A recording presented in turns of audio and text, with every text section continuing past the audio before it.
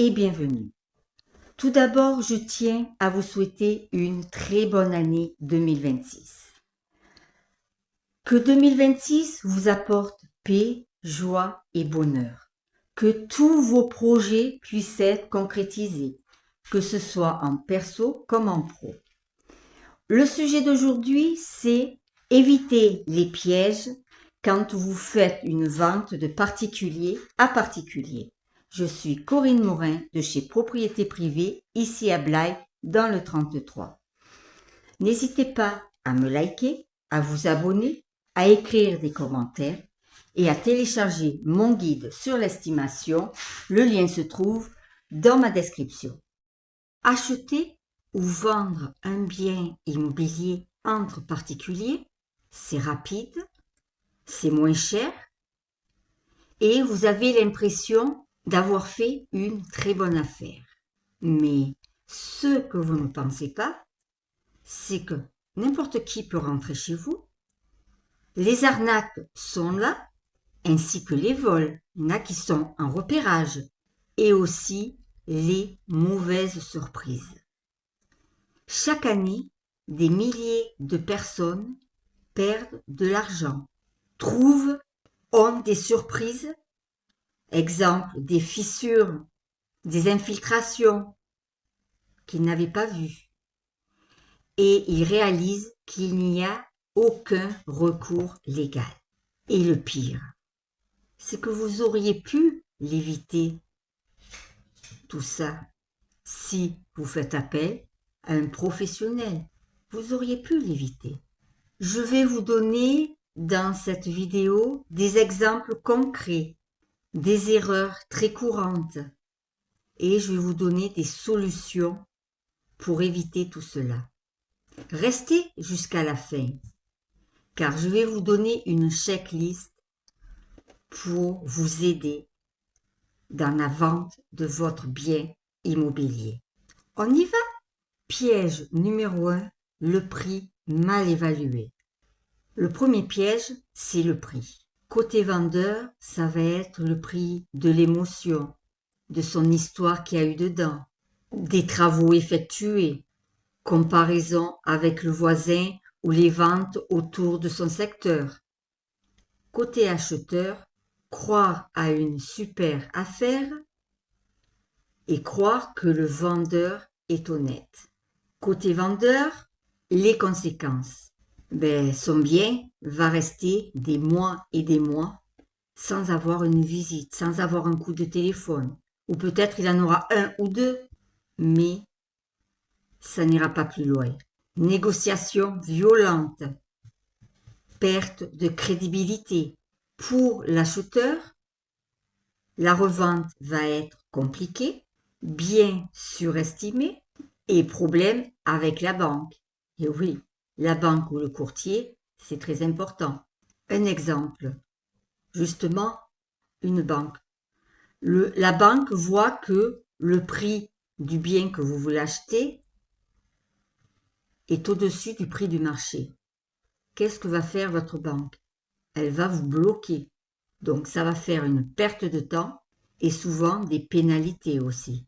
Comment éviter tout ça?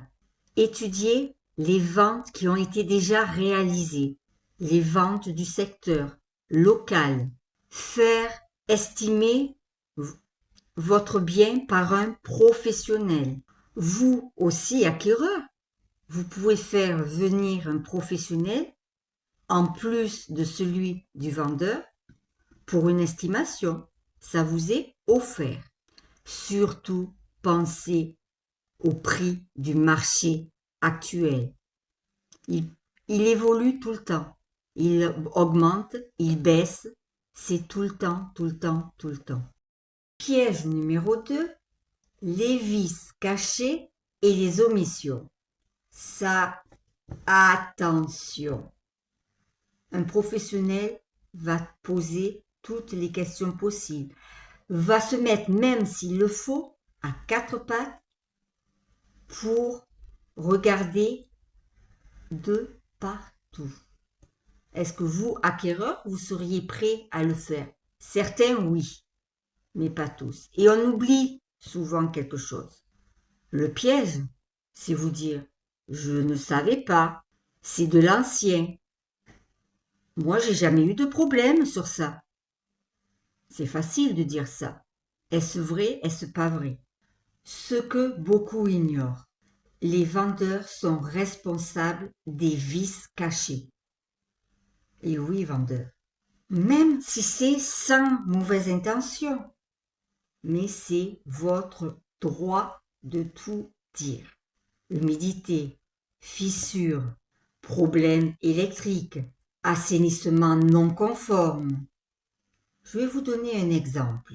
Vous avez acheté un bien l'été, donc vous n'avez pas vu, il n'a pas eu de chauffage, et le premier hiver, vous voyez qu'il y a de la moisissure qui ressort, que votre bien est humide, et donc que vous avez aussi des travaux très lourds à réaliser, que ce soit électrique ou autre. Comment l'éviter?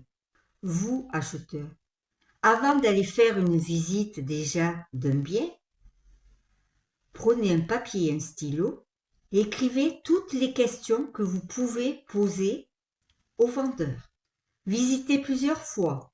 Si le vendeur n'a pas pris un professionnel, faites venir un professionnel vous-même. Vous y avez droit. Vendeur, dites tout aux acquéreurs. Ne cachez rien. Vous avez fait des travaux? Gardez surtout les factures.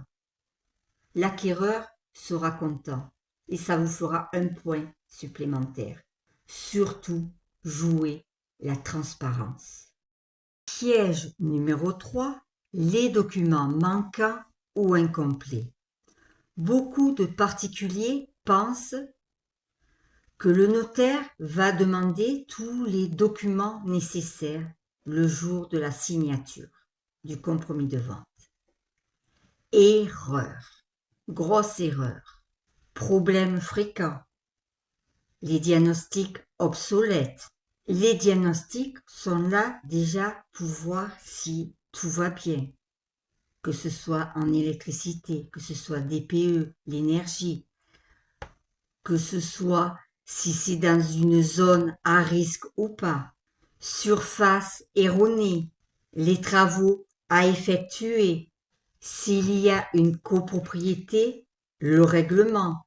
Comment éviter tout ça? Déjà, avant les visites, sortez tous les documents nécessaires, tous les diagnostics il faut qu'ils soient à jour. Certains sont valables comme le DPE 10 ans, d'autres sont valables 3 ans, d'autres sont valables si c'est négatif à vie, sinon il faut les refaire tous les 6 mois, voire plus. Tout dépend de beaucoup de choses. La conformité des travaux, bien les étudier, et bien étudier les PV de la copropriété aussi.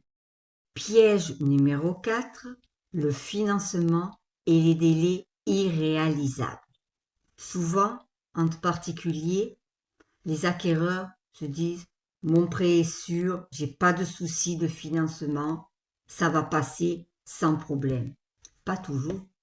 Vous savez, moi je préconise toujours, allez voir votre banquier, pas de souci, mais allez voir aussi un courtier, car le courtier, lui, va vous aider, va lui répondre à toutes vos questions, va voir plusieurs banques, pas que la vôtre. Entre particuliers aussi, on sous-estime certaines choses, comme les délais bancaires, les refus du prêt, les conditions suspensives, les conséquences. Compromis annulé, pas bon pour vous. Trop de stress et parfois litige juridique. Exemple, un acheteur trop confiant, un refus de prêt. Exemple, un acquéreur trop confiant est égal à un refus de prêt, est égal à la vente bloquée. Pas super pour le vendeur. Alors que si vous passez par un professionnel, lui va déjà faire un tri, va lui demander s'il est allé voir son banquier ou un courtier ou les deux. Il ne l'a pas fait, il faudra qu'il fasse et qu'il donne le justificatif au professionnel. Une fois que ça a été réalisé, pas de souci, on peut continuer et faire visiter votre bien. Piège numéro 5, croire que le notaire protège tout. Le piège, c'est que le notaire est neutre. Il ne va pas vous expliquer comme va le faire un professionnel de l'immobilier ou un avocat. La réalité d'un notaire, c'est qu'il va rédiger l'acte, vérifie la légalité, ne juge pas le bon deal. Exemple, une clause mal comprise, c'est égal à un conflit après la vente.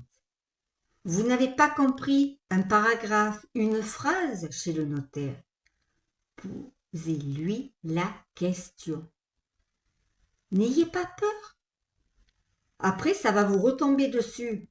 Alors, il vaut mieux tout comprendre que la moitié. Faites-vous accompagner s'il le faut, si vous avez besoin. Je vous avais promis la checklist immobilière pour l'acquéreur. Prix cohérent, diagnostic analysé, financement validé, questions multiples et plusieurs visites. Notez les dates, les jours, le mois. Pour le vendeur, dossier complet, diagnostic, travaux déclarés, transparence dans le prix du marché.